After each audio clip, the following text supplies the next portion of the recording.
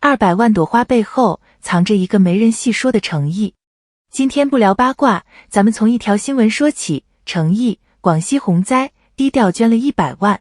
我第一次看到这条消息的时候，说实话，100万这3个字我没太愣。真正让我琢磨了半天的是他被报道出来的那个方式。你发现没有，这条消息几乎没有一个字是从他本人嘴里出来的，是慈善基金会的公示，是媒体后来扒出来的，是网友一点点拼出来的。他自己一个字没说。你说现在这个时代，谁做点好事不想让人知道啊？可他偏不。那我就想问一个问题，这也是今天这一期我想跟大家一层一层拆开的东西。为什么关于诚意的一切都那么低调？我先说清楚啊，我今天不聊八卦，也不追什么热搜数字。我是想把低调这2个字当成一颗洋葱，一层一层剥给你看。包到最后你会发现，底下藏着的东西比一条捐款新闻有意思的多。慢慢来，咱们不急。好，第一层，你看到的那个低调，这个是最表面的，就是大家都能查到的。广西这次100万，往前数，累计已经超过400万了。2023年京津冀水灾，等一下，这个我得查一下。对，2023年京津冀那次，他是通过中国青少年发展基金会捐的50万，不拍公益宣传片，不接专访，不晒捐赠凭证，所有动作匿名。你要不是这次广西的事被扒出来，很多人可能压根不知道他这些年一直在捐。你知道现在这个环境是什么样吗？现在很多时候是晒了才算捐，不发9宫格，好像这钱就白捐了，甚至还有一种更拧巴的逻辑，你不晒就等于你没捐，就等于你抠。这套逻辑本身就是歪的。在这么一个浮躁的空气里，有个人一声不吭，捐完就走，说白了，慢工出细活，这种人品是熬出来的，不是一条通稿包装出来的。你想想，1次2次低调不难，难的是每次都这样，还都不图人夸。好，这是第一层。但如果只看这一层，你会觉得，哦，就是一个低调的好人嘛。那这期视频也就没必要做了。拉回来，往下包。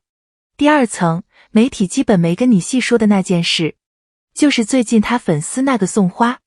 很多路人看到送花200万这种词，第一反应是猛的，送什么花？给谁送？这钱花哪了？我跟你讲，这里头是一整套机制，而且是一种挺新的东西。你不搞懂这个机制，就特别容易被带偏，以为这又是什么烧钱攀比。那么问题来了，这个送花到底怎么运转的？简单说，在百度这个体系里，明星百科页面有个送花的按钮，每个登录账号每天可以免费送3朵。注意啊，是免费的。你要是再去完成几个搜索任务，还能多领几朵，一天最多能额外攒到10朵左右。然后各地区、各明星之间，这个花束是实时排名的，攒到一定量级还有平台给的权益。就说诚意这个200万，这是百度人物官方给的数据，指的是2026年的累计送花量突破了200万，解锁了一个叫娱乐广场 banner 100万曝光的权益。你听明白这个链条没有？粉丝一朵一朵的送的大多是免费的花，最后换来的是平台给艺人一个实打实的曝光位。你听出来了吗？这个东西跟我们以前熟悉的控评打头是不一样的。控评打头很多是要真金白银砸的，是有门槛的。而送花这个玩法，它把门槛降到几乎为0，靠的是你愿不愿意每天来这一下。哦，对了，说到这个，我得补一句背景，不然你听不懂后面。数据应援这些年一直在变形，最早是买杂志、买专辑那种真金白银的销量，后来是微博超话签到、打头，再后来平台自己下场，把参与感直接做成产品。啊，我扯得有点远了，顺着这个思路你就明白了。送花本质上是平台把粉丝的热情变成了他自己的日活，同时再拿曝光权益回馈回去，这是一个双向的生意。行，拉回到诚意。所以你看，网上有种声音说，这不就是攀比吗？不就是数据泡沫吗？凭印象说啊，别太当真，但我觉得这个板子不该打在粉丝身上，更不该打在诚意身上。这是平台机制的设计使然，他把免费送花做得零门槛，就是要你天天来。你要真觉得这里头有泡沫，那也是整个饭圈数据生态和平台这盘账的问题，跟一个每天点3下屏幕的普通粉丝，跟一个压根没参与这事的艺人本人有什么关系呢？那200万这个数字意味着什么？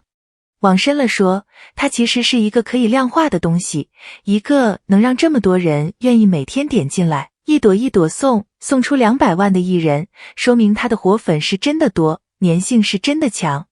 这不是买来的热闹，这是一种我天天记得你的陪伴。对很多粉丝来说，那30秒的操作，像是每天跟他打了个招呼。你品，这个心意跟数字大小其实没关系，但这个数字恰恰把这份看不见的心意变得看得见了，这才是我觉得这个数据最动人的地方。好，第2层包完了，现在往最里头走。第3层，真正值得聊的东西。真正的问题其实不是他捐了多少，也不是粉丝送了多少花，真正的问题是他为什么从头到尾选择不解释。诚意身上有一种不着急自证的东西，别人急着解释，急着上热搜澄清，急着把好事摆出来给人看，他不。这个东西哪来的？这里我得很小心地说，我不想过度解读人家的家人啊。公开资料里提过，他父亲是做文化工作的，母亲是音乐老师，一个挺有文化底子的普通家庭。我不敢说家庭就一定决定了什么，这个太武断。但你说一个从小在有音乐、有文化氛围的家里长大的人，会不会对分寸这件事天生就多一点感知？音乐这东西讲的就是节奏，是留白，是什么时候该响，什么时候该停。那种不需要靠喧哗来确认自己的底气，我倾向于觉得是有关系的。当然，这只是我的推测，你们就当我一家之言听听。第4层，最后一层。包到这儿，你会发现一个特别有意思的事，捐款低调，家庭他从来不摆出来消费，连名字他用本名傅诗琪，安安静静的就这么用着，不搞什么噱头，不起什么惊天动地的艺名。这3条线看着是3件事，其实是同一件事，这就是他的活法。说白了，低调是他一以贯之的选择。有人会觉得，这人是不是不会营销啊？是不是太老实了？在这个流量为王的时代，是不是吃亏了？我偏不这么看。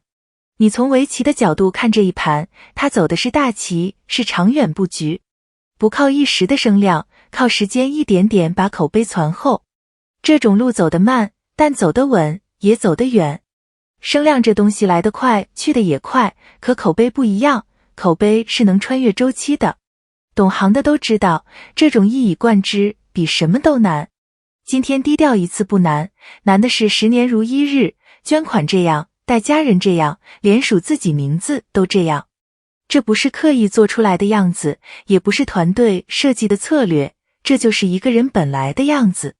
你装是装不了这么多年，这么多个方面的。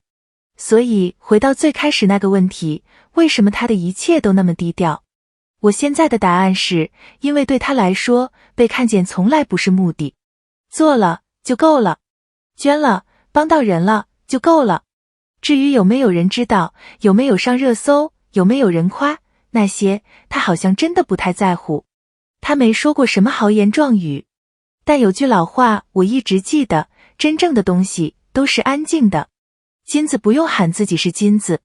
今天这期就到这。如果你也是那个懂他的人，评论区扣一个字，稳。这份安静走得慢，但我相信它值得被更多人看见。